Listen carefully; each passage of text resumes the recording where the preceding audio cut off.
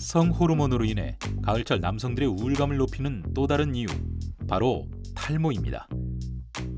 평소 머리숱이 적거나 모발이 가는 사람들은 가을에 유독 증상이 심해질 수 있는데요.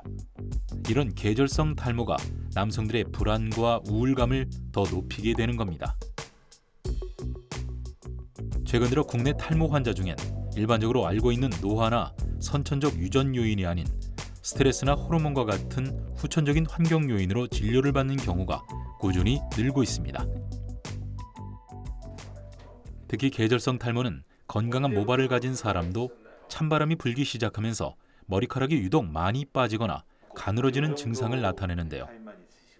여름철 자외선과 함께 피지 분비의 증가로 약해진 두피에다 몸속 호르몬의 변화도 가중돼 악화되는 경우가 많습니다. 물론 일시적인 경우도 많아 금세 호전될 수도 있지만 탈모의 정도가 심한 경우엔 치료를 받는 게 좋습니다. 계절성 탈모가 자칫 평생 탈모로 남을 수 있기 때문이죠. 40, 50대부터 머리가 많이 빠지기 시작해가지고 그동안 지내왔는데 또 특별히 또 이제 가을철이 되니까 더 유난히 심하게 빠지는 것 같아서 상담 좀 받으러 왔습니다. 대머리가 혹시 되는 거 아닌가. 하여튼 앞으로 어떻게 지내야 되나 이런 고민을 많이 하게 되더라고요. 계절성 탈모를 진단하는 방법은 크게 두 가지. 먼저 두피를 살펴보는 겁니다. 뜨거운 여름철 스트레스를 받은 두피에 어떤 변화가 생겼는지, 그곳으로 모발이 나오는 모낭의 상태는 어떻게 변했는지를 관찰합니다. 또 한 가지는 호르몬인데요.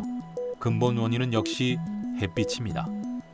햇빛의 영향을 받아 몸속 호르몬 분비에 변화가 일어나는 건데요. 이 호르몬은 무엇일까요? 그 가을에 탈모가 오는 그 호르몬을 보면요. 남성 호르몬, 안드로겐성 탈모증에서 주 원인이 되는 남성 호르몬이 여름에 높았다가 가을이 되면서 좀 낮아져요. 그러니까 여름에 높았던 그 남성 호르몬의 영향으로 가을쯤에서 이제 탈모가 시작이 되는 거죠. 이런 호르몬의 어떤 계절적인 변화 때문에 가을철에 탈모가 좀 많이 유발될 수가 있습니다. 이처럼 가을철 유독 남성들이 탈모가 많은 이유는 탈모를 유발하는 호르몬이 여성에 비해 다양하고 온도 변화에 민감하기 때문입니다. 모낭에 있는 디하이드로 테스토스테론 역시 탈모를 유발하는 호르몬으로 분비량이 많아지면 모낭을 축소시켜 모발 생성을 억제하게 되는데요. 이로 인해 모발이 가늘어지거나 빠지는 겁니다. 늦여름부터 가을에 걸쳐 축소된 모낭의 비율이 늘면 탈모가 진행되고 있는 거죠. 그럼 계절성 탈모는 어떻게 회복할 수 있을까요?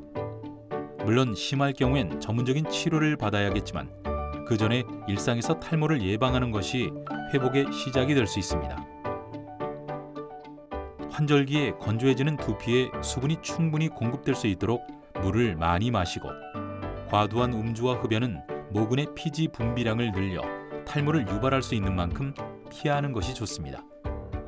그리고 근본적으로는 호르몬의 변화를 최대한 줄이도록 하는 게 중요한데요.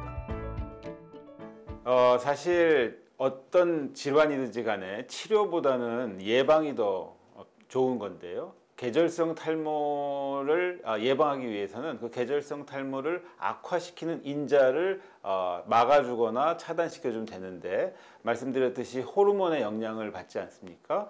그 멜라토닌 양이 적어져서 그거에 의해서 탈모가 유발되니까 멜라토닌 양을 정상화시키기 위해서 수면을 충분히 좀 취하고요. 그리고 활성산소, 자외선에 의해서 발생한 활성산소를 막아주기 위해서 항산화 그 비타민을 좀 드시고, 그다음에 단백질이 충분한 그런 음식을 좀 드시고 하는 게 좀 필요하겠습니다.